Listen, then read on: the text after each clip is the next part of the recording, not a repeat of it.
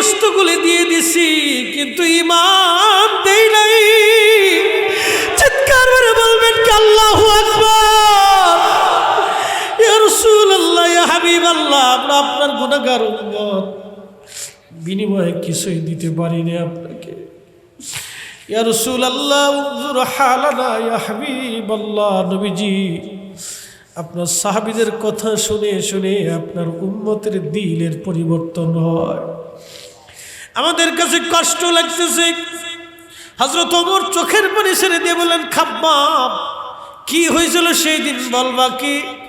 খাব্বাব রাদিয়াল্লাহু আনহু বলতেছিলেন, আয়া আমিরাল মুমিনিন, আমি দিন কবুল করে চলে গেলাম। আমি ছিলাম কামার, আমি অস্ত্রপাতি দিয়ে, লোহা দিয়ে অস্ত্রপাতি বানাইতাম।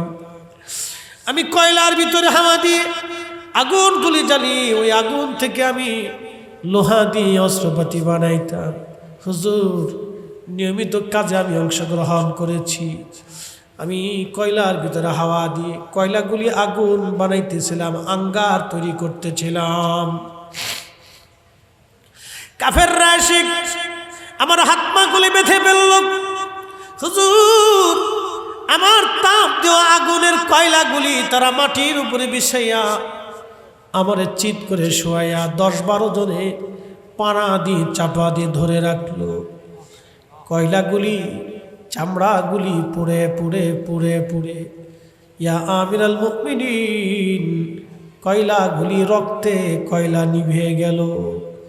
আবার কয়লা ওরা উত্তপ্ত করে আগুনের মধ্য দিয়া আমারে কয়লাগুলি বিছাইয়া আবার চিৎ করে শোয়াইয়া আমারে চাপ দিয়ে ধরে রাখলো।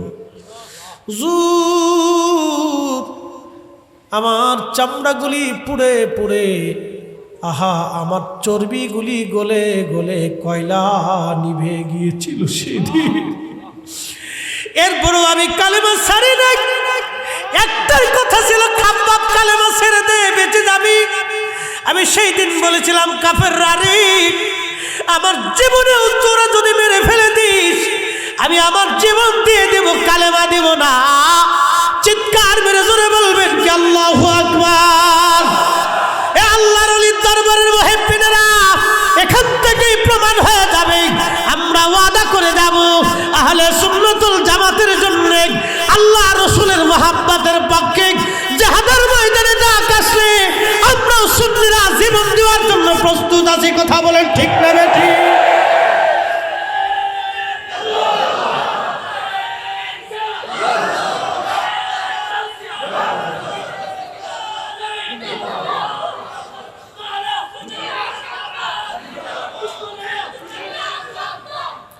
জাগো সুন্নি মুসলমান, বলো সুন্নি মুসলমান, জাগো সুন্নি মুসলমান, বলো সুন্নি মুসলমান। ময়দানেতে প্রমাণ হবে, ময়দানেতে প্রমাণ হবে, আসেনি ঈমান তোমার, আসেনি ঈমান। সুন্নি মুসলমান, জাগো সুন্নি মুসলমান। আমরা হলাম নবীর সেনা, ভয় করি না বুলেট বোমা, ঠিক কিনা? আমরা হলাম নবীর সেনা, ভয় করি না বুলেট বোমা। ইতিহাসে লেখা আছে কারবালার প্রমাণ। হাত উঁচা করে বলেন ঠিক কিনা? সুন্নি মুসলমান, জাগো সুন্নি মুসলমান, আহা সুন্নি মুসলমান, জাগো সুন্নি মুসলমান। ময়দানেতে প্রমাণ হবে, ময়দানেতে প্রমাণ হবে, আসেনি ঈমান। সুন্নি মুসলমান, জাগো সুন্নি। বন্ধুগণ আমার, খাব্বাব রাদিয়াল্লাহু আনহু বলতেছি, আমিরাল মুমিনিন, আমার ওই দিন থেকে ঘা হয়ে গোশতগুলি খসে খসে পড়ে গেল। আমার পিঠের মধ্য থেকে আজ গোশত না, এটা কালেমার বিনিময়ে। এক একজন সাহাবী এরকম কষ্টের পর কষ্ট সহ্য করে আল্লাহর নবীকে ভালোবেসে গেছে, নিজের জীবন দিয়ে ভালোবাসছে। আমরা কেন পারবো না বাবাজি? দূরে দূরে থাকবো, বাহানা দিয়ে লাভ নাই। জীবনে হায়াত একবার, একটা জীবন যদি আল্লাহ রসুলের মহব্বতে কুরবানি করতে পারি, এর চাইতে বড় সার্থকতা আর দুনিয়াতে কিছুই নাই। কথা বলেন ঠিক কিনা? শাহাদাতের মতো মৌত, শ্রেষ্ঠ মৌত পৃথিবীতে আর কিছুই নাই। শাহাদাতের মৌত মানে শাহাদাত হাওয়াইতে দেরি হবে, জান্নাতে যাইতে দেরি না। শাহাদাতের মৌতের চাইতে শ্রেষ্ঠ মৌত আর নাই।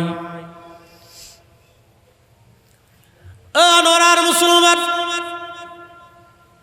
হযরত বেলালকে মরুভূমির ভিতরে এইভাবে বেঁধে রেখে আসা হতো। প্রচন্ড লু হাওয়া, গরমে তার জিহ্বাগুলি কলিজাগুলি শুকায় যাইতো, পানি দেওয়া হতো না।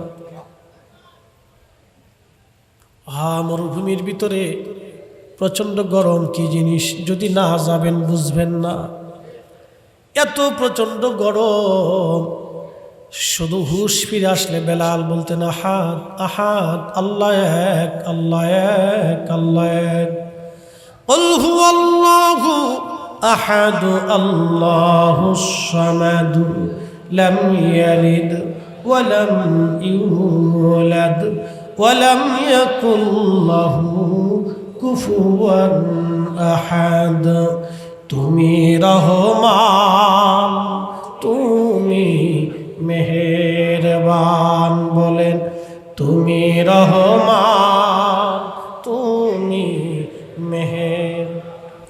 অন্ধ গাহে না শুধু তোমারি গুণগান, অন্ধ গাহে না শুধু তোমারি গুণগান, বুঝেও বুঝে না তবু শান। তুমি রহমান, তুমি মেহেরবান, বলেন তুমি রহমান, তুমি মেহেরবান। সালাতুন ইয়া রাসূলুল্লাহ,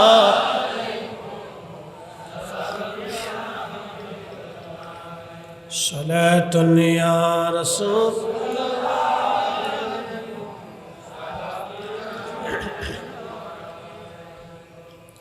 এইভাবে দীর্ঘদিন হযরত বেলাল রাদিয়াল্লাহু আনহুকে অত্যাচার করা হলো, রিমান্ড দেওয়া হলো। কিন্তু একটাই বাক্য বেলাল বললেন, মনিব মরে যাব, ঈমান যাবে না। হযরত আবু বকর বলেন, ইয়া রাসূলুল্লাহ, বড় কষ্ট হয়, একজন নিগ্র কৃতদাসকে এইভাবে অত্যাচার, মক্কার কোনো মানুষ প্রতিবাদ করে না। আল্লাহর নবী বললেন, আল্লাহর হাবিব বললেন, আবু বকর তুমি তাড়াতাড়ি যাও, বেলালকে মুক্ত করে নিয়ে মুক্ত বাতাসে ছেড়ে দাও। হযরত আবু বকর অনেক পয়সা খরচ করে বেলালকে কিনে এনে আজাদ করে দিলেন। হিজরত করে নবীজি আল্লাহর হাবিব মদিনাতুল মুনাওয়ারাতে চলে গেলেন। অনেক লম্বা ইতিহাস। চলে যাওয়ার পরে আজানের প্রবর্তন হলো, স্বপ্ন যোগে নবীজিকে আজান দেওয়া হলো। আজানের বাক্যগুলি আল্লাহর হাবিবের খেদমতে আসলো। প্রিয় নবী বললেন, আবার মসজিদের কে মুয়াজ্জিন হবে? আমি বেলালকে বাছাই করলাম, তোমরা আমার বেলালকে আজানের শব্দমালাগুলি শিখায় দাও। বেলাল লাব্বাইক ইয়া রাসূলুল্লাহ, তুমি তাড়াতাড়ি যাও, আজান দিবে আজকে থেকে। আজকে থেকে তুমি মসজিদে নববীর মুয়াজ্জিন। সে আজানের ফয়জুদ, আজানের রুহানিয়াত, আজানের ফয়জুদ, আজানের রুহানিয়াত এত কঠিন, সাহাবীরা আজান দেওয়ার পরে আর ঘরে থাকতে পারতেন না। কলিজার ভিতর থেকে টেনে সাহাবায়ে কেরামকে নিয়ে আসা হতো। আজানের ফয়জুদ এতই কঠিন, এতই রুহানিয়াত ছিল বেলালের আজানে। বুঝতেই পারতেছেন, আমি ঘটনার শেষ পর্যন্ত বললে আপনি বুঝবেন তারা আজানের ফয়জুদ কত মারাত্মক ছিল। আহা, হযরত বেলাল রাদিয়াল্লাহু আনহু দীর্ঘদিন তিনি আজান দিলেন। আল্লাহর নবীর ইন্তেকাল মোবারক হয়ে গেল। আল্লাহর দরবারে তিনি চলে গেলেন। আহারে, সাহাবায়ে কেরাম পাগল পারা হয়ে গেছে, নবী নাই। সারা মদিনা শূন্য হয়ে গেল, পৃথিবী শূন্য হয়ে গেল, নবী নাই। সাহাবীরা পাগল পাড়া, রসুল বিহনে কিভাবে মদিনা চলবে? হযরত ওমর তলোয়ার টেনে বের করলেন। মদিনাবাসী, যদি বলো রসুল মরে গেছে, দেহ থেকে মাথা ফেলে দিব, আমার তলোয়ার দিয়ে কেটে ফেলে দিব। কেউ বলবে না রসুল মরে গেছে। তিনার মতো সাহাবী পাগল পড়া হয়ে গেলেন। বেলাল রাদিয়াল্লাহু আনহু নির্বাক হয়ে গেলেন। সারা মদিনায় কান্নার রোল। এইভাবে কিছুদিন চলার পরে হযরত বেলাল একদিন বলতেছেন, আবু বকর, আমি আর আজান দিতে পারবো না, আজান দেওয়া আমার পক্ষে আর সম্ভব না। প্রিয় নবীর ইন্তেকালের পরে বেলাল আজান বন্ধ করে দিলেন। আল্লামা ইমাম জাইলাই নসবুর রায়ার মধ্যে লেখেন, সিদ্দিক আকবরের কাছ থেকে বেলাল বিদায় নিলেন। বিদায় নিয়ে তিনি রওনা হয়ে সুদূর মদিনা মুনওয়ারা থেকে বর্তমান সিরিয়ার রাজধানীর নাম দামেস্ক, এই দামেস্কে হযরত বেলাল চলে গেলেন। হযরত বেলাল আজান দিতে পারেন না। কেন পারেন না? তিনি সহ্য হয় না, আজান উনি দিতে পারতেছেন না। কারণ আগে আজান দিলে আল্লাহর নবী নিজে নামাজে দাঁড়ায় যাইতেন। এই স্মৃতি তো বড়ই মারাত্মক। যদি কোনোদিন মদিনাতে যান তাহলে দেখবেন আশিক রসুল হাজি যারা নবীজি রওজা মুবারক থেকে বিদায় নেওয়ার দিনে এত পরিমাণে তারা কান্না করে, নিজেকে স্থির তারা রাখতে পারে না।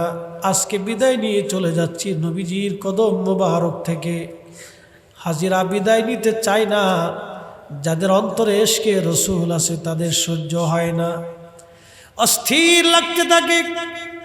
কোন কোন হাজির অনুভূতি নাই, সেটা ভিন্ন কথা, কিন্তু কোন কোন হাজির জীবনে অস্থির পেরেশান হতে থাকে।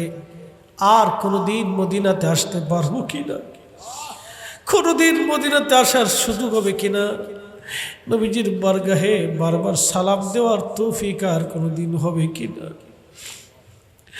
স্মৃতি বিজড়িত আল্লাহর নবীর বারগাহে নামাজ পড়ার আর সুযোগ হবে কিনা। আল্লাহু আকবার, আল্লাহু আকবার। সাহাজিরা চোখের পানি ফেলে ফেলে কান্না করতে থাকে, বিদায় নিতে চায় না। আপনারা জানেন নবীজির ইন্তেকালের পরে একটা উট ছিল, উটের নাম ছিল কাসওয়া। উট যখন কান্না করে সে মানুষের মতো চিৎকার মেরে মেরে জোরে জোরে উটের কান্না হয়। কাসওয়া উট বিরহ বেদনা সহ্য করতে না পেরে 3 দিন একাধারে সে কান্না করেছিল। নবীর বিরহ বেদনা একটা প্রাণী সহ্য করতে পারে নাই। পানি খাওয়া বন্ধ করে দিল কাসওয়া, খাবার খাওয়া বন্ধ করে দিল কাসওয়া। তাকে কেউ পানি পান করাইতে পারে না, তাকে কেউ খাওয়াইতে পারে না। রসুল নাই, কাসওয়া কাকে নিয়ে বেঁচে থাকবে? শেষ পর্যন্ত মদিনার একটা কুয়ার মধ্যে ঝাঁপিয়ে পড়ে কাসওয়া আত্মাহুতি দিল। নবীর বিরহ বেদনা এত কঠিন, একটা প্রাণী পর্যন্ত স্থির থাকতে পারে নাই। সেই দিন বুঝতেই পারতেছেন হযরত বেলালের অবস্থা কেমন। তিনি তো আশিক রসুল ছিলেন, চলে গেলেন সিরিয়াতে, আর আজান দেন নাই। নবীর বিরহ বেদনার মধ্যে ইন্তেকালের পরে তিনি 2টা আজান মাত্র দিয়েছিলেন। একটা আজান দিয়েছিলেন সিরিয়ার বর্তমান ফিলিস্তিনের বাইতুল আকসা মসজিদে একটা আজান দিয়েছিলেন। যেই দিন হযরত ওমর বাইতুল আকসা দখল করেছিলেন, হযরত বেলাল রাদিয়াল্লাহু আনহু সেদিন উপস্থিত ছিলেন। হযরত ওমর বললেন, বেলাল একটা আজান আপনি দেন। বেলাল বললেন, না ইয়া আমিরাল মুমিনিন, আমাকে অনুরোধ করবেন না।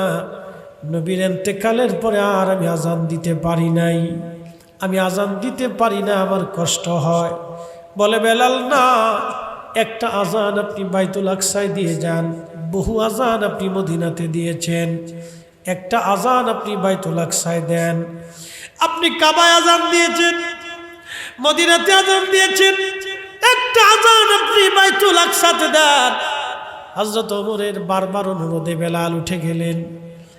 বাইতুল আকসায় দাঁড়ায় যখন আজান শুরু করলেন, আবু দারদা রাদিয়াল্লাহু আনহু উপস্থিত ছিলেন, হাজার হাজার সাহাবী উপস্থিত। সমস্ত সাহাবীরা কান্নায় ভেঙে পড়ল। কারণ বেলাল আজান দিলে আল্লাহর নবী নামাজ আসতেন। সেই স্মৃতিগুলি মনে পড়ার পরে সাহাবীরা পেরেশান হয়ে গেলেন। হযরত ওমরের মতো সাহাবী বাইতুল আকসার মাটির মধ্যে পড়ে গেলেন। তিনি মাটির মধ্যে শুয়ে শুয়ে কাঁদতে লাগলেন। আল্লাহ নবীর বিরহ বেদনা সহ্য করতে পারেন নাই। এমনকি হযরত বেলালের আযানের রুহানিয়ত তো কঠিন। বাইতুল আকসার নব্য মুসলমান যারা হয়েছিল, নতুন মুসলমান, তারা পর্যন্ত আযানে কেঁদেছিল, স্থির তারা থাকতে পারে নাই। আর একটা আযান বেলাল দিবে। হযরতে বেলাল সিরিয়ার দামেস্কে ঘুমিয়ে পড়েছেন। রাত গভীর, তাহাজ্জুদের সময় নবী স্বপ্ন দেখাইলেন বেলাল রে, কিরে বেলাল, তুমি আমার সঙ্গে কেমন জুলুম শুরু করছো বেলাল? কতদিন তুমি আমার জিয়ারতে আসো না বেলাল রে, তুমি আমার জিয়ারতে তাড়াতাড়ি আসো। আল্লাহর নবী ডাকতেছে বেলাল, আমি নবীজির জিয়ারতে আই রে বেলাল। ইমাম তাকিউদ্দিন সুবকি আশফাউস সাকামের মধ্যে তিনি লেখেন, স্বপ্ন দেখতেছিলেন বেলালকে। নবীজি বলতেছে বেলাল আসো, তাড়াতাড়ি আসো, তুমি আমার সঙ্গে কেন জুলুম করতেছ, অন্যায় করতেছ? বেলাল রে, তুমি আমার জিয়ারতে তাড়াতাড়ি আসো। স্বপ্ন দেখার পরে একটু দূর বললেন বেলাল। আহারে, সিরিয়ার দামেস্ক থেকে বের হয়ে গেলেন, সুদূর দামেস্ক থেকে মদিনাতে চলে আসলেন।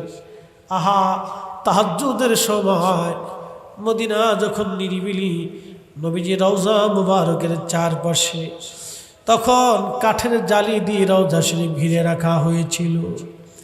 রওজা মুবারকের পাশে বসে বসে রওজা মুবারকে মাথা ঠেকাইয়া বেলাল চোখের পানি সেরে সেরে কান্দে, বলে হুজুর, গোলামকে আসতে বলেছিলেন, গোলাম আপনার কদম মুবারকে হাজির হয়ে গেছে। আপনি আসতে বলেছেন নবীজি, আপনার গোলাম আপনার কদম মুবারকে আজ হাজির হয়ে গেছে। নতুন মুয়াজ্জিন আসছে তাহাজ্জুদের আযান দেওয়ার জন্য। মক্কা মদিনাতে 6টা আযান হয় আর একটা তাহাজ্জুদের আযান হয়।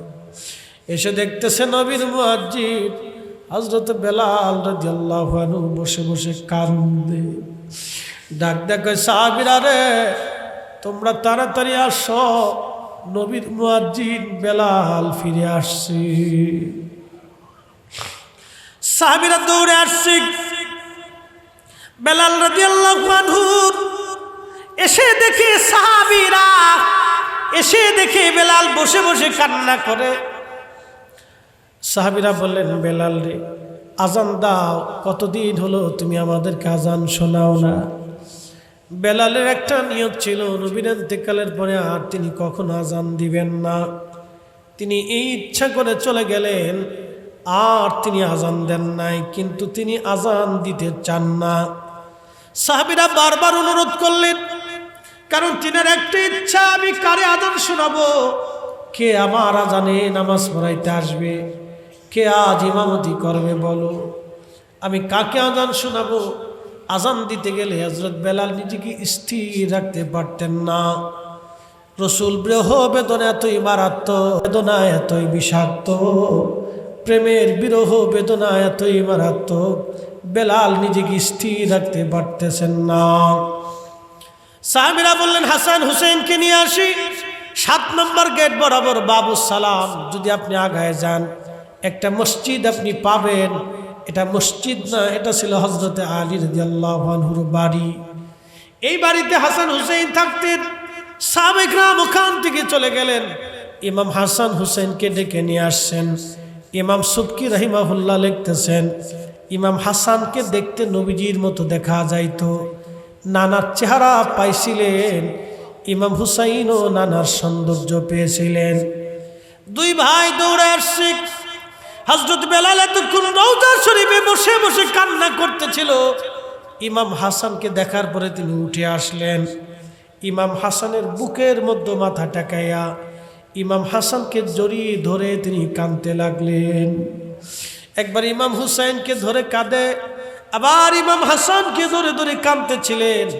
এমন সময় ইমাম হাসান ডাক দিয়ে বললেন, নানার মুয়াজ্জিন, কতদিন হলো এই মসজিদে আপনি আজান দেন না, কতদিন হলো আমরা আপনার কণ্ঠের আজান শুনি না, আজকে আপনি মিনারায় যান, আজকে আমাদেরকে আজান শোনাবেন, আজকে আপনি আজান দিবেন।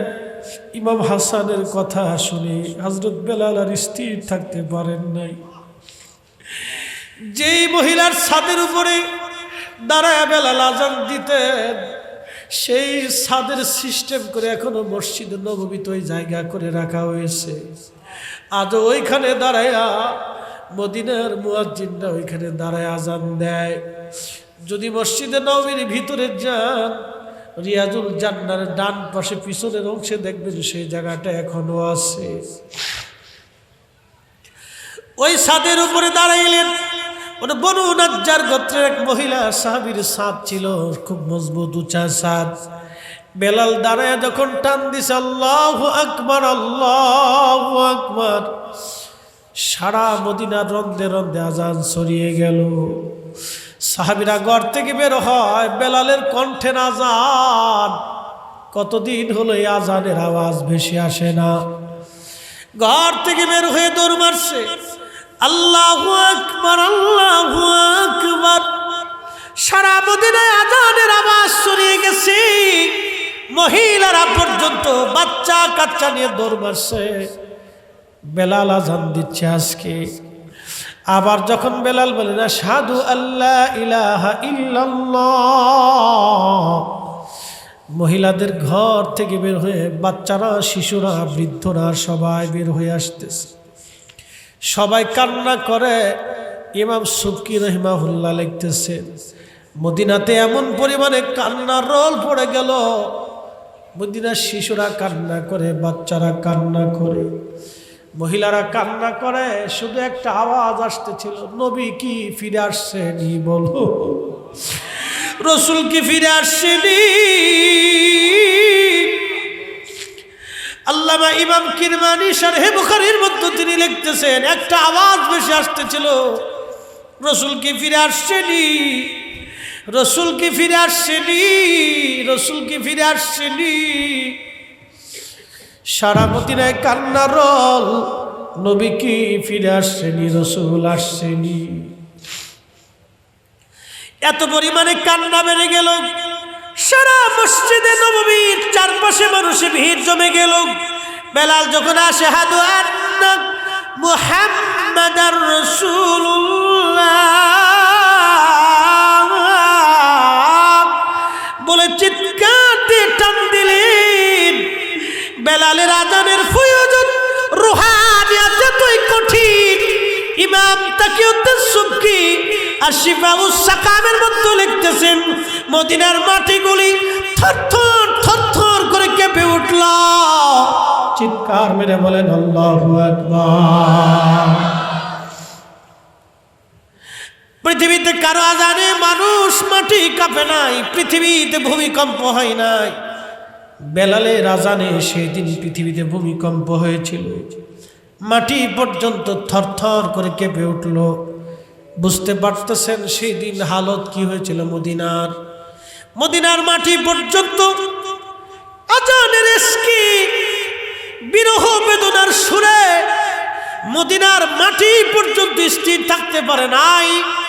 বলে হুজুর এটা কেমন? আমি বলি, ব্যাখ্যা দেই। পৃথিবীতে আল্লাহ পাক একটা সুরের মুজিজা দিয়েছিলেন দাউদ আলাইহিস সালামকে। সুরের মুজিজা আর রুহানিয়াতের কামালিয়াত আল্লাহ দিয়েছিলেন বেলাল রাদিয়াল্লাহু আনহুকে। তার আজানের রুহানিয়াত এতই মজবুত, মাটি পর্যন্ত কেঁপে উঠল। আর হযরতে দাউদ আলাইহিস সালামের সুরের মুজিজা এতই কঠিন ছিল না। আল্লামা ইমাম কাসির আল বেদায়ের মধ্যে লেখেন, উনি 70টা সুরে জবুর তেলাওয়াত করতেন, একই টানে 70টা সুর উনি দিতেন। এতই সুরের মোহনাতে পড়ে পশু পাখিরা ছটফট করে মরে যাইতো। আল্লাহু আকবার বলেন। উনার সুরের মোহনাতে পড়ে পশু পাখিরা ছটফট করে মরে যাইতো, স্থির থাকতে পারতো না ওনার সুরে। চিন্তা করেন তো, এটা দাউদ আলাইহিস সালামের সুরের মুজিজা। হযরত বেলালের আজানের হুজুর ওই দিনের জন্য এতই কঠিন। ইমাম সুবকি লিখতেছেন, মদিনার মাটি থরথর থরথর করে কেঁপে উঠল, আর হযরত বেলাল অজ্ঞান হয়ে পড়ে গেলেন। আর তিনি আজান দিতে পারেন নাই।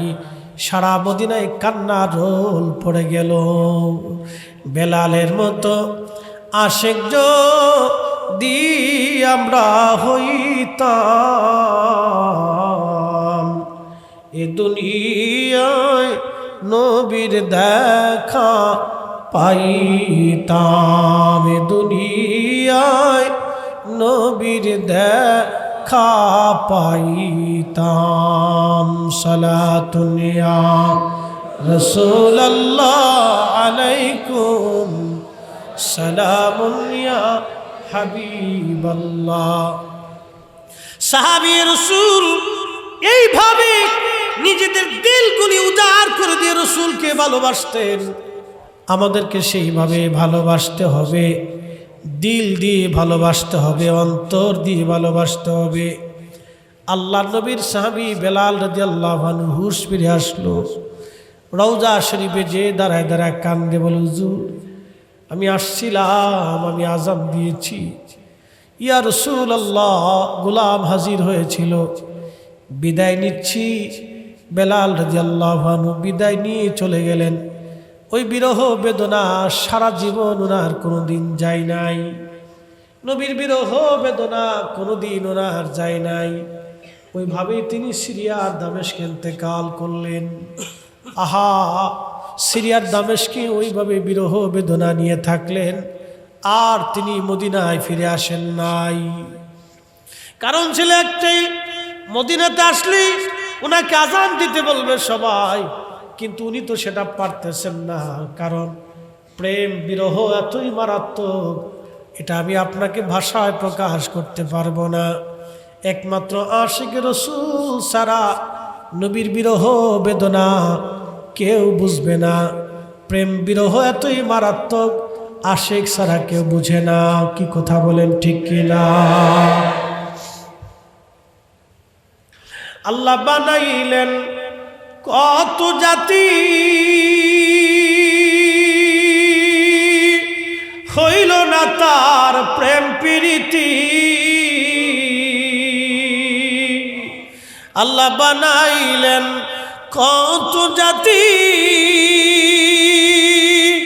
হইল না তার প্রেম প্রীতি। অবশেষে মানুষ বানায়, অবশেষে মানুষ বানায় প্রেমের কারণে। প্রেমের ডোরি বান্দরে মদিনার শনে, তোমরা প্রেমের ডোরি বান্দরে মদিনার শনে। আল্লাহুম্মা সাল্লি আলা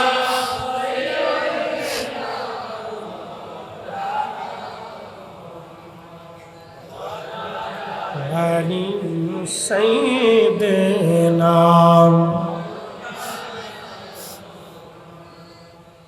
এই যে আল্লাহর হাবিবের মোহাব্বত, এটা আলাদা একটা বিষয়, এটা সবার নসিবে হয় না। এই যে আপনাদেরকে একটা প্রশ্ন করি, সারা বাংলাদেশে অনেক মসজিদ আছে, সব মসজিদে কি এরকম মাহফিল হয়? কথা কন না কেন, হবে?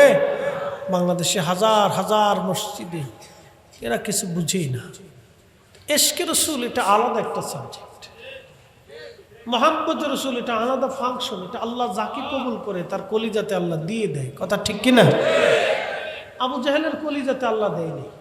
উতবা, শাইবা, মুগিরা, আবু লাহাব, যারা আল্লাহর হাবিবের কাছে ছিলেন, পাশে ছিলেন, ছোট কাল থেকে দেখছে, কিন্তু হযরত বেলালের কলিজার ভিতরে আল্লাহ দিয়ে দিলেন।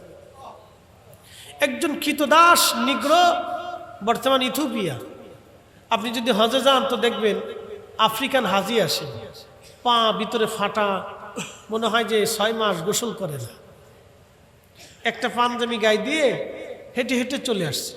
একটা পাঁচ দেখলে ওই মেসাক দেখলে আপনি বুঝবেন এরা খুব দরিদ্র, একটা ছোট তসবি হাতে থাকে, ভিক্ষা চায় না। আফ্রিকান হাজিরা রাস্তার পাশে চুপচাপ বসে থাকে, কেউ কিছু দিলে খায়, না দিলে ওইখানেই পড়ে থাকে। আশ্চর্য হবেন যে মানুষগুলি সুদূর পথ পায়ে হেঁটে চলে আসছে হজ করার জন্য, আহা আল্লাহর হেরেমে চলে আসছে, রসুলের বরগাহে চলে আসছে, খুব অল্প টাকা দিয়ে এরা চলে আসে।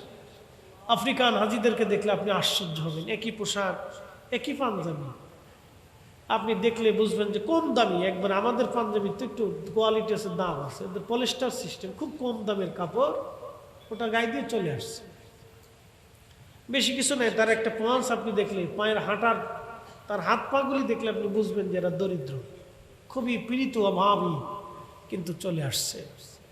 এই যে ইশকে রাসূল, তাকে স্থির রাখতে পারে না, চলে আসছে, হাঁটতে হাঁটতে চলে আসছে। কেউ 30, 40, 50, 100 কিলো পর্যন্ত বলে হাঁটে, হেঁটে হেঁটে চলে আসে, গাড়িতে চড়ে না। তো ভালো করে হোটেলে থাকে না, ওদের আফ্রিকান গরিব হাজিরা বেশিরভাগ ওই মেসমেলা পার হয়ে দূরে, অনেক দূরে ওরা থাকে, কম পয়সা কোনো রকম থাকে, কোনো রকম খায়। ওই আজানের আধা ঘন্টা আগে থেকে হাঁটতে শুরু করে, ওই গরমে ওরা হাঁটতে হাঁটতে চলে আসে, নামাজে চলে আসে। আপনি দেখলে বুঝবেন যে এরা খুব দরিদ্র, পীড়িত, কিন্তু চলে আসছে। খাবার দিলে খায়, না দিলে বসে থাকে। এরা বেলালের দেশের মানুষ, একসাথে বলবেন আল্লাহু আকবার। বেলালের দেশের মানুষ, আহা দেখলে আপনার কাছে আশ্চর্য মনে হবে।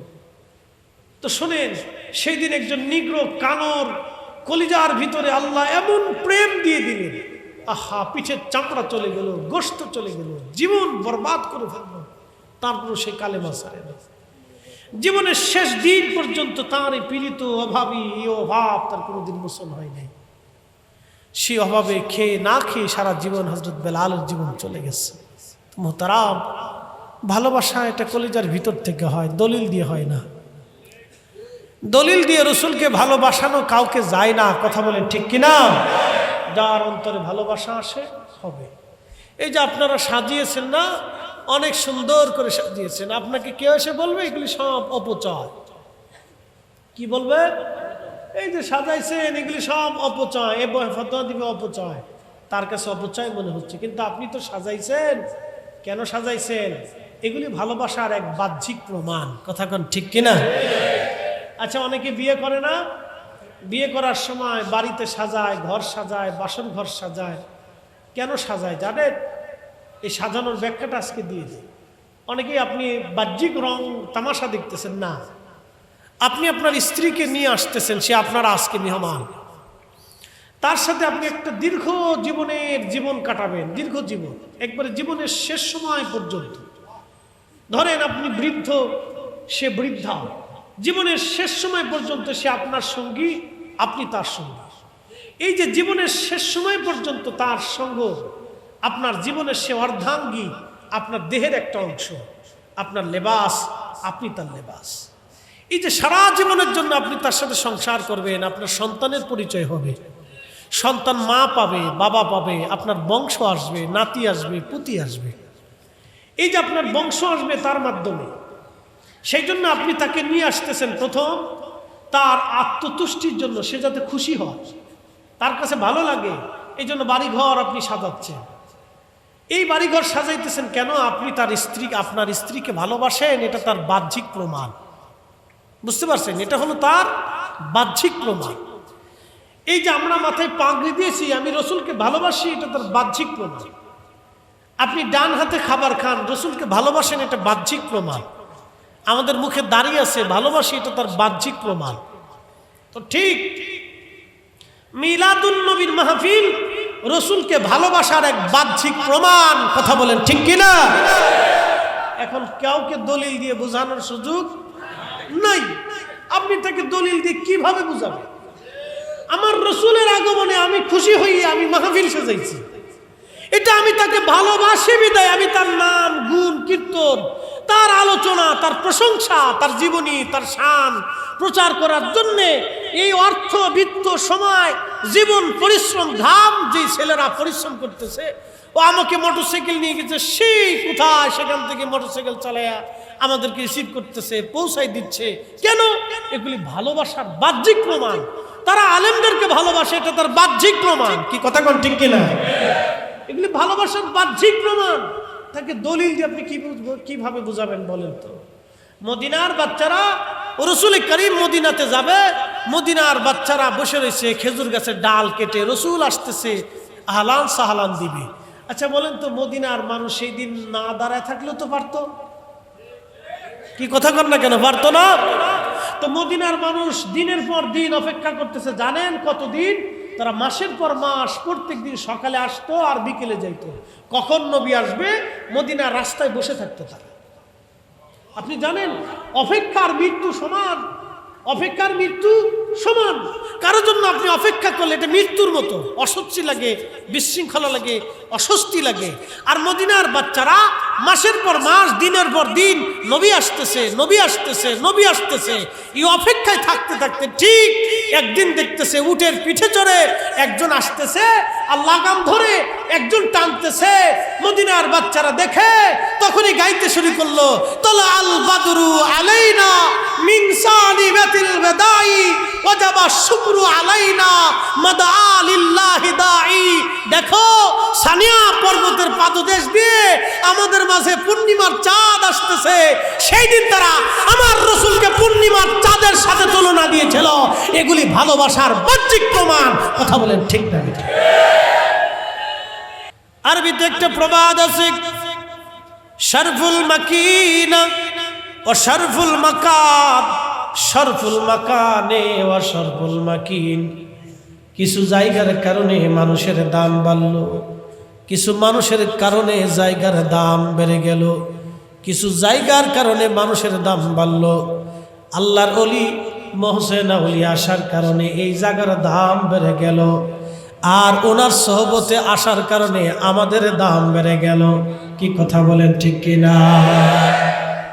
আবার বলি, শরফুল মাকিনা ওয়া শরফুল মাকান, শরফুল মাকানে ওয়া শরফুল মাকিন। কিছু জায়গার কারণে মানুষের দাম বাড়ে, কিছু মানুষের কারণে জায়গার দাম বেড়ে যায়। আল্লাহর ওলি মহসিন আউলিয়া রহিমাহুল্লাহ আসার কারণে এই জায়গার দাম বেড়ে গেল, আর আমরা এইখানে আসার কারণে আল্লাহর ওলির কারণে আমাদেরও দাম বেড়ে গেল।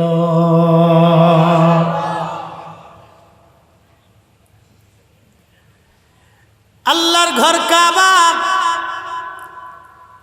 একটা পাথরের ঘর। সাইয়্যিদুনা ইব্রাহিম আলাইহিস সালাম এই ঘর বানাইলেন। এই ঘর বানানোর কারণে সাইয়্যিদুনা ইব্রাহিম আলাইহিস সালামের মর্যাদা বেড়ে গেল। ইব্রাহিম আলাইহিস সালাম সবসময় দোয়া করতেন, আল্লাহ আমার নসলে আপনি আখিরি নবী পাঠাবেন। সাহাবায়ে কেরাম নিয়ে নবী ওয়াজ করতেছিলেন আর বলতেছিলেন, সাহাবীরারে ওয়াদা ইব্রাহিম খলিলুল্লাহ, আমি ইব্রাহিমের দোয়া। আল্লাহর নবী ইব্রাহিম আলাইহিস সালাতু ওয়াস সালাম দোয়া করতেন, রব্বি আমার নসলে, আমার বংশে আপনি আখিরি নবী পাঠাবেন, আখিরি নবী পাঠাবেন। কারণ ইব্রাহিম জানতেন ওনার নসলে যদি আখিরি নবী আসে তাহলে ওনার নসলের বংশের মর্যাদা বেড়ে যাবে শুধুমাত্র আমার রসুলের কারণে। জোরে বলবেন কি মারহাবা? আমার দিকে তাকান, দুরুদের ভিতরে আমার রসুলের পরে আরেকজন নবীর নাম লেখা আছে। তার নাম কি? ইব্রাহিম খলিলুল্লাহ। কেন দিয়েছেন? আর কোন নবীর নাম নেই, আর কোন নবীর নাম আমার নবী বলে যান না। ইব্রাহিম আলাইহিস সালামের নাম বলে গেলেন ওই কারণে। ইব্রাহিম আল্লাহর দরবারে বলতেন, রব্বি আমার নসলে আপনি আখিরি নবী পাঠাবেন, আল্লাহ আপনি আমার নসলে আখিরি নবী পাঠাবেন। আল্লাহর নবী উম্মতরে শিখাইলেন, উম্মতরে আমি ইব্রাহিমের দোয়া, ওনার নসলে আল্লাহ আমারে পাঠাইলেন। উনি সব সময় দোয়া করতেন, এই জন্য আমিও নবী তারে আমার দুরুদের ভিতরে অন্তর্ভুক্ত করে দিয়ে গেলাম। যদি ইব্রাহিম আলাইহিস সালামের নাম নবীজি না বসাইতেন, পৃথিবীর কোন আলেমের কলিজার মধ্যে সাহস হতো না ইব্রাহিম আলাইহিস সালামের নাম দুরুদের মধ্যে লেখা। আমার নবী তার নাম দিয়া ইব্রাহিম আলাইহিস সালামকে নবীর সাথে দোয়ার ভিতরে রেখে দিয়ে গেলেন, স্মরণে রেখে দিলেন। ইব্রাহিমের দাম বেড়ে গেল আমার নবীর কারণে। কথা বলেন ঠিক কিনা? সিন্নি খাইছো? মোল্লা চিনো না? সিন্নি খাইছো? মোল্লা চিনো না? আমার দেশে অনেকেই ব্যাখ্যা করে এটা শ্রেষ্ঠ দুরূদ। আমি জানি আফজালুদ দুরূদ, এটা দামি দুরূদ, কারণ আল্লাহ রসুল শিখিয়ে দিয়ে গেছে এটা দামি দুরূদ। আল্লাহ রসুল শিখিয়ে গেছেন এটা দামি দুরূদ, আমি জানি। তার মানে অন্য দুরূদ পড়া যাবে না, এটা নিষেধ আল্লাহ নবী করে যান নাই। যারা এই দুরূদের দোহাই দিয়ে অন্য দুরূদকে বেদাত বলতে চায়, এগুলি সব অন্তরে বেমার ঢুকে গেছে। কথা বলেন ঠিক কিনা? অন্তরে বেমার ঢুকছে, বেমারি বেমারি। হ্যাঁ, আল্লাহর ওলির মুহিব্বিনেরা মুহসিন আউলিয়ার দরবারে বসে কিছু কথা শুনে যাবেন। সাহাবীরা জানতেন নবীকে খুশি করলে আল্লাহ খুশি হয়ে যায়। প্রথম সাহাবী সিদ্দিক আকবর। নবীজি বললেন, সাহাবীরা রে, আমার কাছে তিনটা জিনিস প্রিয়। এক নম্বর প্রিয় হলো নামাজ, দুই নম্বর প্রিয় হলো সুগন্ধি, তিন নম্বর প্রিয় হলো আমার স্ত্রীগণ। সাহাবায়ে কেরাম নবীজির সামনে বসা। আবু বকর ডাক দিয়ে বলেন, ইয়া রাসূলুল্লাহ, আমার কাছে তিনটা জিনিস প্রিয়। এক নম্বরে আপনি নবীজির চেহারা মোবারকের দিকে বারবার বারবার তাকিয়ে থাকা আমার কাছে প্রিয়। দুই নম্বর, নবীজি আমার কন্যা আয়েশাকে আপনার সঙ্গে বিবাহ দিয়ে আপনি নবীজির সঙ্গে আত্মীয়তার সম্পর্ক রাখা আমার কাছে প্রিয়। তিন নম্বর, আমার জীবন, আমার জিন্দেগি, আমার মাল, আমার সামানা, সব কিছু আপনি নবীর কদম মুবারকে কুরবানি করা আমি আবু বকরের কাছে প্রিয়। জোরে বলবেন কি মারহাবা?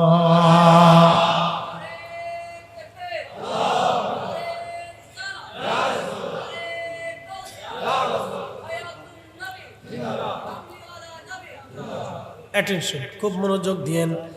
এই জন্য কাজী নজরুল লেখছেন, আমি যদি আরব হতাম মদিনারি পথ, সেই পথ দিয়ে হেঁটে যাইতেন নূর নবী হযরত, নূর নবী হযরত। কোরআন আল্লাহ বলতেছেন, কুল, হুজুর আপনি বলে দেন, ইন্না সলাতি ওয়া নুসুকি ওয়া মাহইয়ায়া ওয়া মামাতি লিল্লাহি রাব্বিল আলামিন।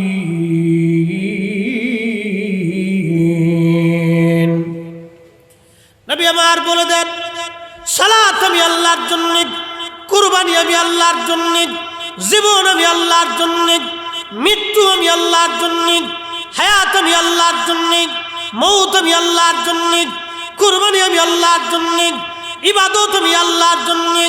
কিন্তু আবু বকর বলতেছে, ইয়া রাসূলুল্লাহ, আমার জীবন, আমার মাল আপনি নবীর জন্য কুরবানি। আল্লাহ বলে, হাবিব উম্মতকে বলে দেন, সবই আমি আল্লাহর জন্য হবে। আবু বকর বলে, ইয়া রাসূলুল্লাহ, আমার জীবন, আমার হায়াত, আমার মাল আপনি নবীর জন্য কুরবানি হবে। আল্লাহ বলে দিলেন, হাবিব উম্মতকে বলেন, আমি আল্লাহর জন্য হবে। আবু বকর বলেন, ইয়া রাসূলুল্লাহ, আপনি নবীর জন্য হবে। একসাথে জোরে বলা যাবে আল্লাহু আকবার। আবু বকর কি বেদাতি? এই কোরআন শরীফ কি আবু বকর জানতেন না? আল্লাহ বাদ দিয়ে রসুলের কথা বললেন কেন? আল্লাহর এই কোরআনে আর আয়াতে, এই কোরআনে আমার আল্লাহ আবার বলতেছেন, মাইয়ুতির রাসূল ফাকাদ আতা আল্লাহ, ডাক দেখা হাবিব উম্মতকে জানায় দেন আপনি নবীর ইত্তেবা হলে আমি আল্লাহর ইত্তেবা হয়ে যায়। আপনি নবীর গোলামি হলে আমি আল্লাহর গোলামি হয়ে যায়। আপনি নবীর জন্য জীবন দিলে আমি আল্লাহর জন্য জীবন দেয়া হয়। আপনি নবীর জন্য জিহাদে গেলে আমি আল্লাহর জন্য জিহাদ হয়ে যায়। আপনি রাসূলের জন্য আপনি নবীর প্রশংসা গাইলে আমি আল্লাহর প্রশংসা হয়ে যায়। আপনি নবী মানলে আমি আল্লাহ মানা হয়ে যায়। আপনি নবী খুশি হলে আমি আল্লাহ খুশি হয়ে যাই। আপনি নবীর পক্ষে থাকলে আমি আল্লাহর পক্ষ হয়ে যাই। আপনি নবীর দলে থাকলে আমি আল্লাহর দল হয়ে যাই। আপনি নবীর মতে থাকলে আমি আল্লাহর মত হয়ে যাই। আপনি নবীর শান গাইলে আমি আল্লাহর শান হয়ে যাই। আপনি নবীকে ইজ্জত দিলে আমি আল্লাহকে ইজ্জত দেওয়া হয়ে যায়। আপনি নবী রাজি হলে আমি আল্লাহ রাজি হয়ে যাই। আপনি নবীকে বেজার করলে আমি আল্লাহ বেজার হয়ে যাই। আপনি নবীর জন্য কুরবানি হলে আমি আল্লাহর জন্য কুরবানি হয়ে যায়। এই জন্য আবু বকর বলেন ইয়া রাসূলুল্লাহ আমার জীবন আপনার জন্য কুরবানি, আমার মাল আপনার জন্য কুরবানি। জোরে বলবেন কি মারহাবা। আমাদের দেশে একদল আছে এরা রাসূলের গোলামি আমরা কেমনে করবো? আমরা আল্লাহর গোলাম, নবীর গোলাম না। আল্লাহ ডাক দে হাবিব উম্মতকে জানান রাসূলের গোলামি না হলে আল্লাহর গোলামি হয় না। কথা বলেন ঠিক কিনা? সালাতুন ইয়া রাসূলুল্লাহ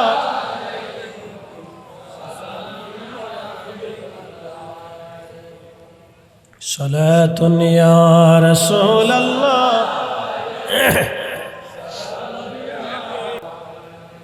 খবর লও ইয়া রাসূলুল্লাহ খবর লও মেরে মাওলা মেরে আকা খবর লও সালাতুন ইয়া সালামুন ইয়া হাবিব আল্লাহুম্মা সাল্লি আলা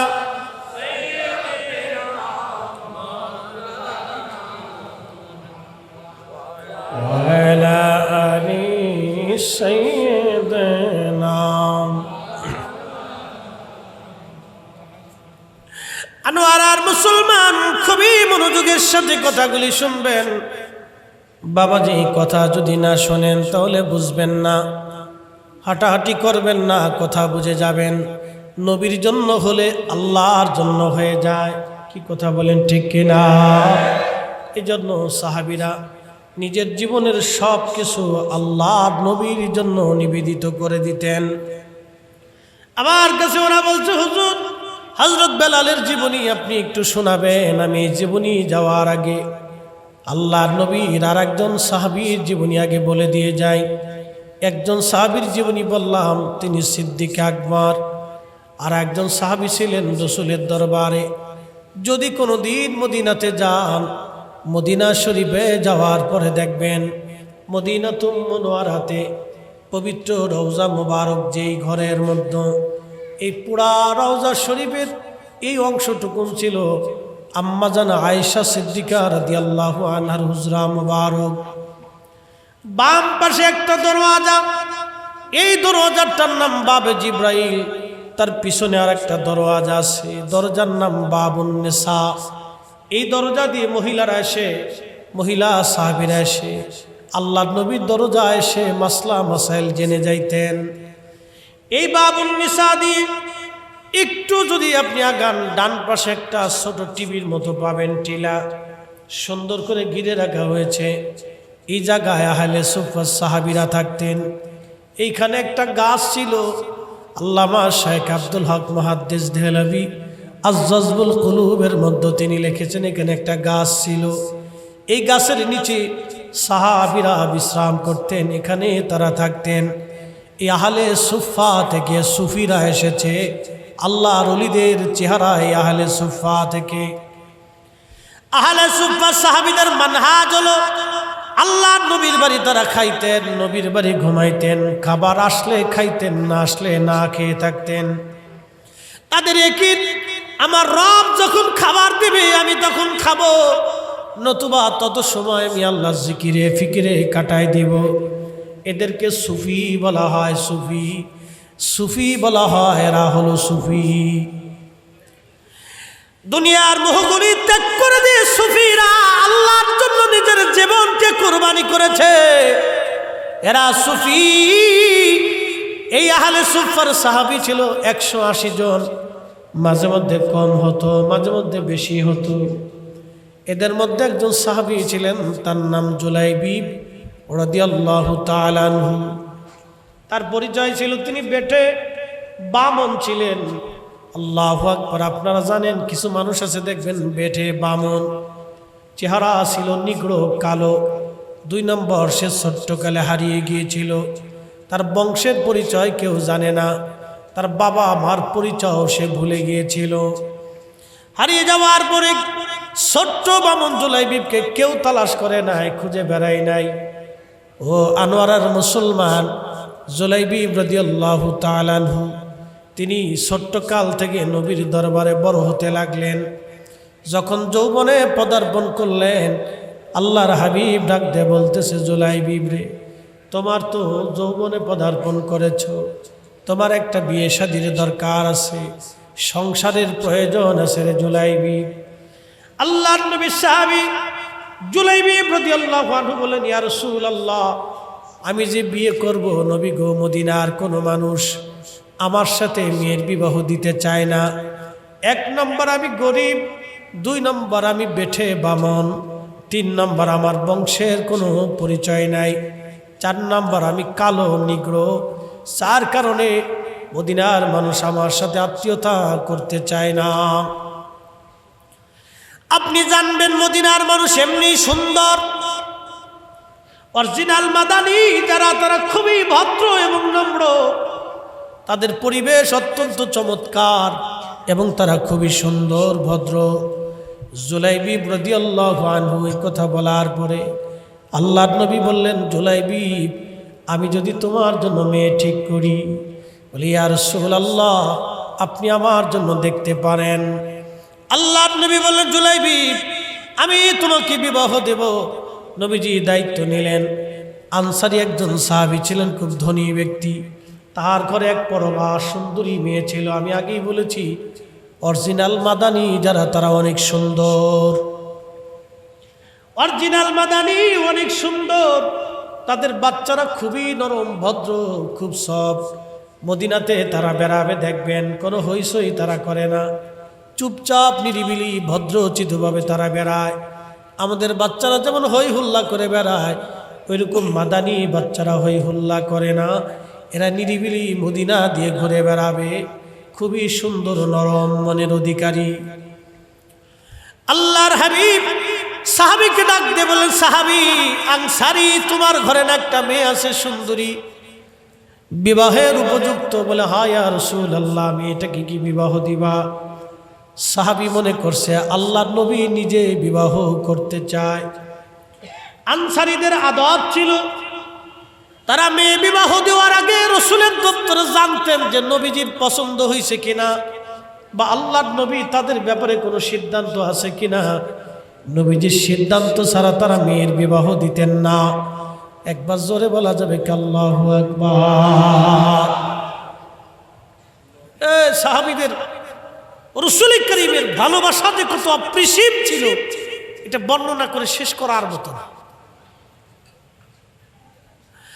সাহাবী রাসূল জুলাইবিব, তিনি একজন আজকে পাত্র ঠিক হবে নবীজিকে। আনসারী ডাক দেয়া বলে, হুজুর, আপনি আমার মেয়েটাকে বিবাহ করবেন, এর চাইতে পরম সৌভাগ্য আমার জীবনে কি হতে পারে? নবীজি, আপনার সঙ্গে আমার আত্মীয়তা হবে ইয়া রাসূলুল্লাহ। আল্লাহর নবী বলেন, সাহাবী, আমি আমার জন্য তোমার মেয়ের পয়গাম দিচ্ছি না। বলি, ইয়া রাসূলুল্লাহ, তাহলে কার জন্য আপনি পয়গাম দিচ্ছেন? বলে, সাহাবী, আমার একজন সাহাবী আছে, তার নাম জুলাইবিব, জুলাইবিবের ব্যাপারে তোমার মেয়ের বিবাহের পয়গাম পাঠাচ্ছি। সাহাবীর মন বেজার হয়ে গেল, ডাক দে বলি, ইয়া রাসূলুল্লাহ, জুলাইবিবের ব্যাপারে আপনি আমাকে প্রস্তাব দিয়েছেন, আমার ঘরে আমার স্ত্রী আছে, মেয়ের মা আছে, মায়ের সাথে পরামর্শ ছাড়া আমি কোনো সিদ্ধান্ত দেব না। আল্লাহর নবীর মন বেজার হয়ে গেল। আমি প্রস্তাব দিলাম, সে প্রত্যাখ্যান করে ফেলল। সাহাবী বাড়ি চলে গেছে, আনসারী বাড়ি যা বলে, বিবি তোমার মেয়ের বিবাহের ব্যাপারে রাহমতের নবী প্রস্তাব দিয়েছেন। মহিলা মনে করছে আল্লাহর নবী নিজে বিবাহ করতে চায়। এমন সময় আল্লাহর নবীর মহিলা সাহাবী বলতেছে, স্বামী বলেন কি, এমন সুন্দর কথা, রসুল বিয়ে করবে আমার মেয়েকে, এর চাইতে পরম সৌভাগ্য আমার জীবনে আর কি হতে পারে। মহিলাকে সাহাবী বলতেছে, বিবিরে নবী নিজে বিয়ে করতে চায় না, বিয়ে করাবে জুলাইবিবের সাথে। মহিলা রাগান্বিত হয়ে বললেন, আল্লাহর কসম, ওইরকম একটা বামন, নিগ্র, কালো, পরিচয়হীন, বংশহীন, দরিদ্র ছেলের সাথে আমার এই সুন্দরী মেয়ের আমি বিয়ে দেব না। মহিলা রাগান্বিত হয়ে গেলেন, এটা হতেই পারে না, কখনোই না, ওই সাহাবীর সাথে আমরা মেয়ের আত্মীয়তা করব না। ভিতর থেকে মেয়েটা শুনতেছিল। মেয়েটা মা বাবার ঘরের মধ্যে এসে বললেন, ও আম্মা জান, আব্বা জান, কি নিয়ে কথা বলতেছেন আপনারা? বলে, মা রে, আল্লাহ রসুল তোমার বিবাহের পয়গাম পাঠিয়েছে, নবী নিজে বিয়ে করবে না। একজন সাহাবী আছে, তার নাম জুলাইবিব, ছেলেটা বামন বেঠে, নিগ্র, কালো, পরিচয়হীন, বাবার পরিচয় নাই, গরিব মানুষ, মদিনাতে তার কোনো ঘর বাড়ি জায়গা জমি কিছুই নাই। বলো রে মেয়ে, এর সাথে তোমার সঙ্গে কেমন করে বিবাহ দেই? মেয়েটা ডাক দেয়া বলতেছে, আম্মা জান, আব্বা জান, বিবাহের পয়গাম কে দিয়েছে? বলে, আল্লাহর নবী। মেয়েটা ধমক দেয়া বলতেছে, আব্বা, মা, তোমাদের সাহস কি করে হয়? রাসূল কারীম আমার ব্যাপারে ছেলে পছন্দ করেছে, আর তোমরা আমাকে সেই নবীর পছন্দ অনুযায়ী আমাকে বিবাহ দিতে চাও না। কলিজায় তোমাদের সাহস কি করে হয়? তাড়াতাড়ি যাও, যাই আল্লাহর নবীকে বলো আমি আপনি রাসূলের প্রস্তাবে আমি নিজে রাজি। এর চাইতে আমার জীবনে সৌভাগ্য কি হতে পারে? রাহমাতুল লিল আলামিন আমার জন্য স্বামী পছন্দ করেছে। চিৎকার করে বলেন, ইয়া রাসূলুল্লাহ।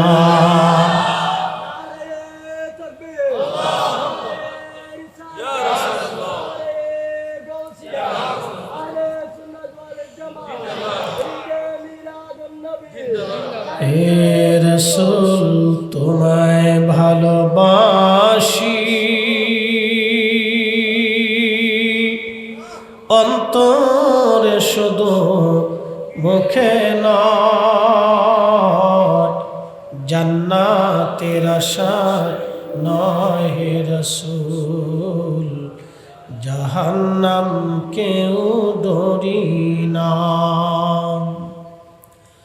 তোমায় পাওয়ার আশায় মন ছুটে যাই মদিনায়, তোমায় পাওয়ার আশায় মন ছুটে যাই মদিনায়।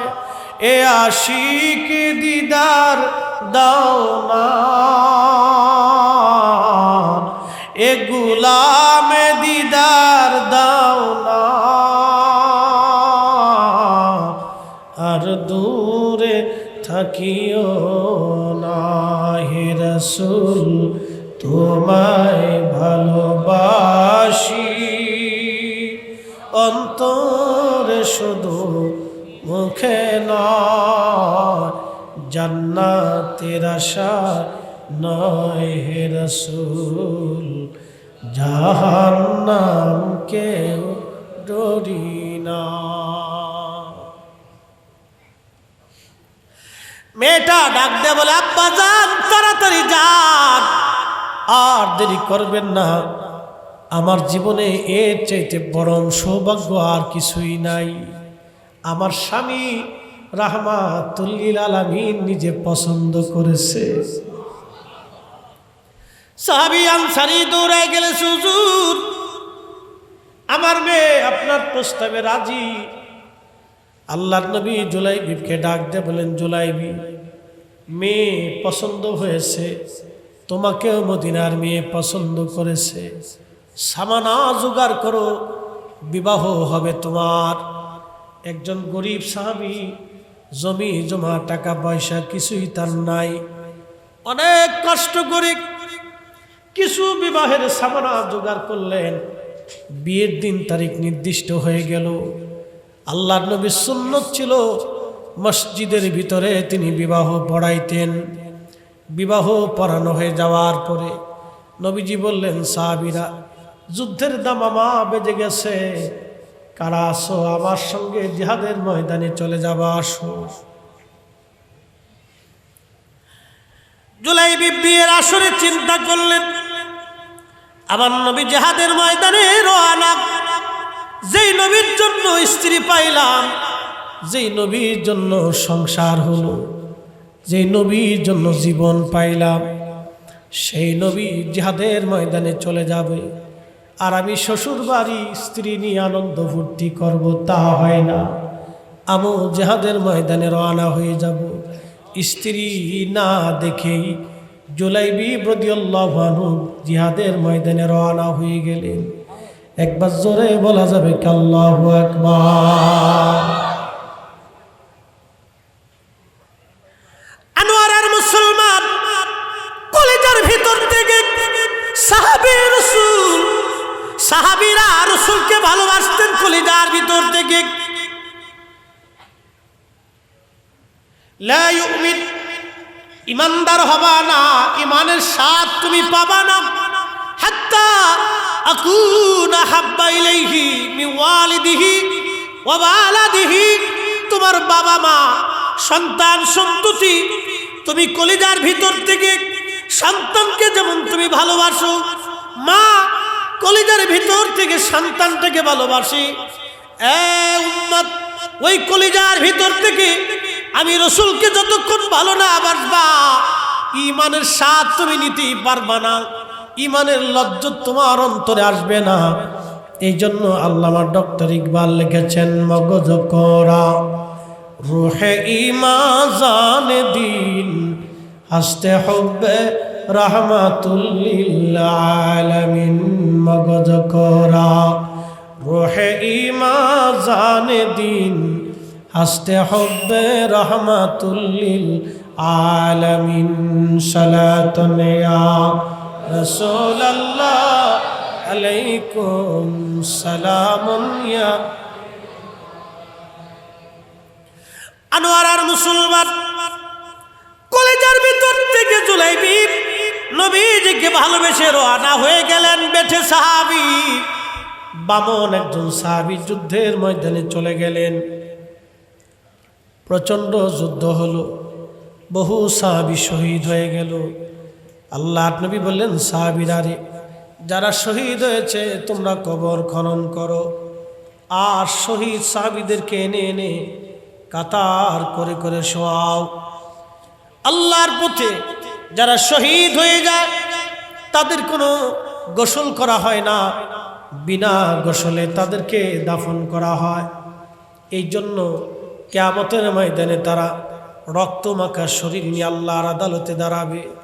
আল্লাহ সবই জানে।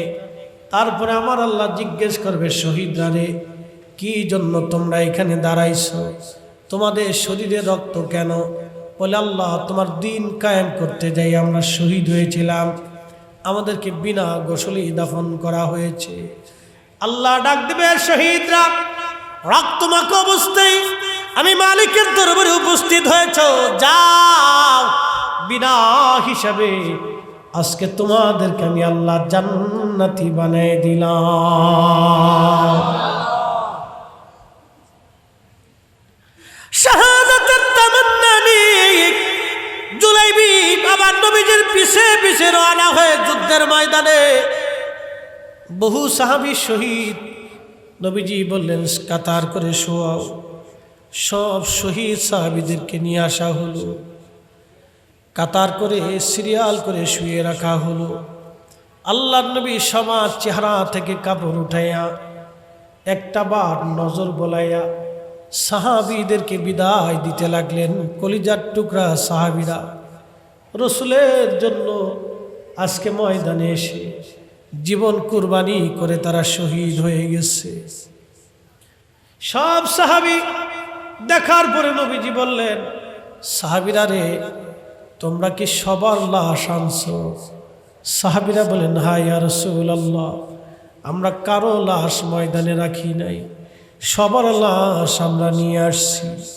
আল্লাহর হাবিব ডাক দিয়ে বললেন, সাহাবীরা রে, তোমরা সবার লাশের কথা বলো, কিন্তু আমার জুলাইবিবকে তো আমি দেখি না, কারণ কি? বলো, আমার জুলাইবিব কোন জায়গা আছে? বলে, হুজুর, আমরা শুনছি জুলাইবিব শহীদ হয়ে গেছে ইয়া রাসূলুল্লাহ। নবীজি ডাক দিয়ে বলতেছে, সাহাবীরা রে, সারা ময়দান তন্ন তন্ন করে তালাশ করে দেখো আমার জুলাইবিব কোথায় আছে। মা নাই, তার বাবা নাই, সংসার নাই, ঘর নাই, তার বাড়ি নাই, বংশের পরিচয় নাই, একজন বামন বেঠে সাহাবী রসুলকে ভালোবাসছে। নবী ভালোবাসার জন্য অনেক বড় মুহাদ্দিস হতে হয় না, রসুল ভালোবাসার জন্য অনেক বড় বিদ্বান হতে হয় না, অনেক সুন্দর চেহারার অধিকারী হতে হয় না, দীর্ঘায়ু দেহের অধিকারী হতে হয় না। আল্লাহর নবীকে ভালোবাসার জন্য একটা পরিচ্ছন্ন হৃদয়ের দরকার, যে হৃদয় দিয়ে রসুল ভালোবাসতে হবে। কথা বলেন ঠিক কিনা? সাহাবীরা দৌড়ে গেলেন জিহাদের ময়দানে। তন্ন তন্ন করে তালাশ করে দেখে ময়দানের এক কোনায় 7টা কাফেরের লাশ পড়ে আছে, 7 জন কাফেরের লাশ পড়ে আছে।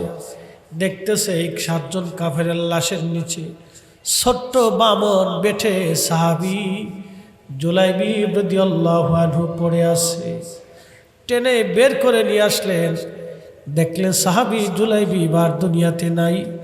শাহাদাতের অমীয় সুদা পান করে 7টা কাফেরের নিচে এসে পড়েছিল শহীদ হয়ে। ছোট্ট সাহাবীকে তুলে আল্লাহর নবীর বারগাহে নিয়ে আসার পরে নবীজি বললেন, সাহাবীরা রে, জুলাইবিব ছোট্ট কাল থেকে আমার কাছে বড় হয়েছে, মা নাই, বাবা নাই, বংশের কোনো পরিচয় নাই, কোনোদিন আমার দরবারে খাইছে, কোনোদিন না খেয়ে থাকছে, পোশাক ছিল না, বাড়ি ছিল না, কিচ্ছু ছিল না তার। আমি রসুলের দরবারে কাটাইয়া মদিনার সবচেয়ে সুন্দরী ধনাঢ্য পরিবারে আমি তাকে বিয়ে দিয়েছিলাম, আমি নবীর ইচ্ছা করে। সাহাবীরা রে, আমার জুলাইবিব স্ত্রী নিয়ে শ্বশুর বাড়ি থাকতে পারত, কিন্তু আজ আমি রসুলের মহব্বতে আমার সঙ্গে জুলাইবিব আজকে ময়দানে এসে শহীদ হয়ে গেছে। সাহাবীরা রে, আমার জুলাইবিবের জন্য কবর খনন করো, কিন্তু তোমরা কেউ কবরে নামবা না। আমি নিজে কাঁধে করে আমার জুলাইবিবকে আজকে নিয়ে আমি নবী নিজে তারে কবরে নামাইব। চিৎকার করে বলেন না ইয়া রাসূলুল্লাহ, হে রাসূল, তোমায় ভালোবাসি অন্তরে শুধু, মুখে নয়, জান্নাতের আশা নয় হে রাসূল, জাহান্নাম কেউ ডরি না। তোমায় পাওয়ার আশায় মন ছুটে যাই মদিনায়, তোমায় পাওয়ার আশায় মন ছুটে যাই মদিনায়, এ আশিক দিদার দাও না দূরে থাকিও না, এ গোলামে দিদার দাও না, আর দূরে থাকিও না। হে রাসূল তোমায় ভালোবাসি, অন্তরে শুধু মুখে না, জান্নাতের আশা নয় হে রাসূল, জাহান্নাম কেউ ডরি না।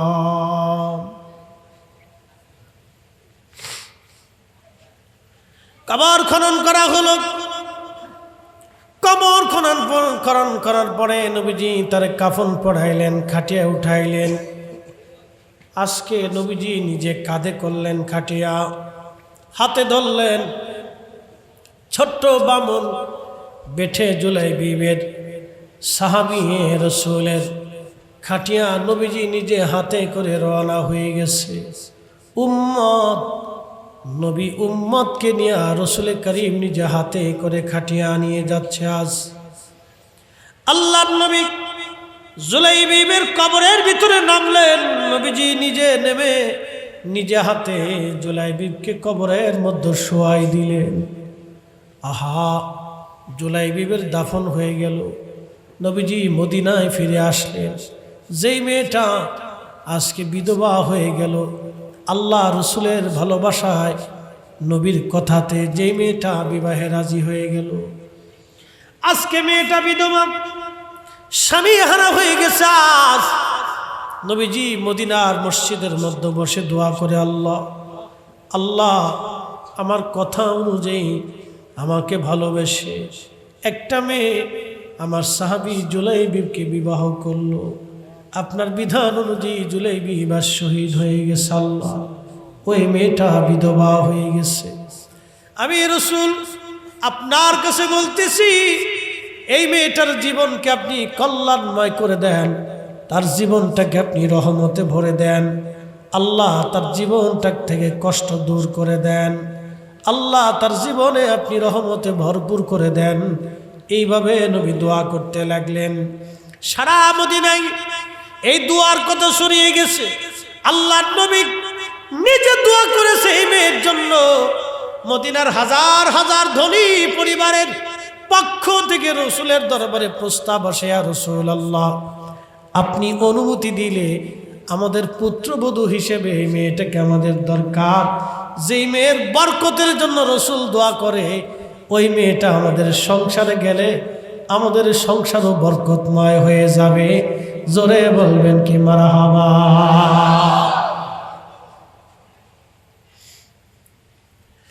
আল্লাহর নবীর দোয়াটা ব্যাপারে সাহাবীদের কত কঠিন আরজি। নবী দোয়া করেছেন। সারা মদিনাতে ওই মেয়ের মতো সম্মানী মেয়ে আনসারী পরিবারে আর কারো ছিল না। আল্লাহর নবী ওই মেয়েটার বরকতের জন্য দোয়া করলেন। শুধু একটা দোয়ার কারণে সাহাবীরা পাগল পারা হয়ে গেল। তাহলে বুঝেন তো সাহাবীরা আমার রসুলের জন্য কেমন দেওয়ানা ছিল।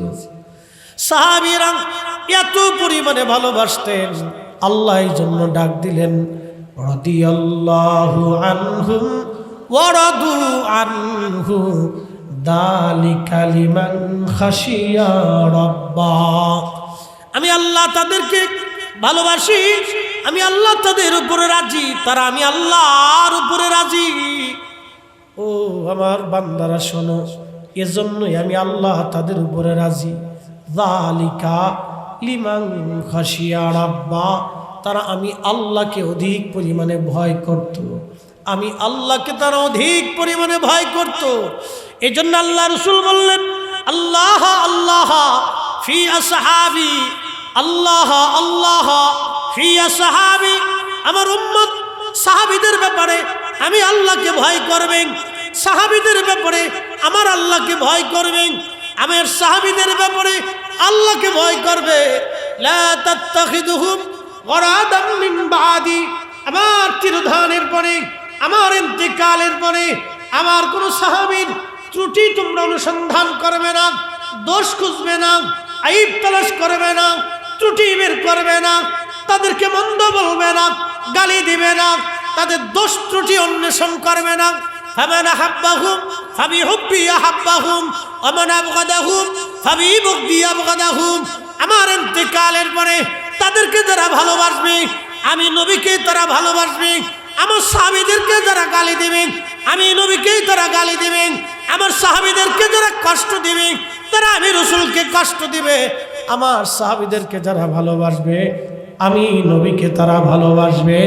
একবার জোরে বলবেন কি মারহাবা।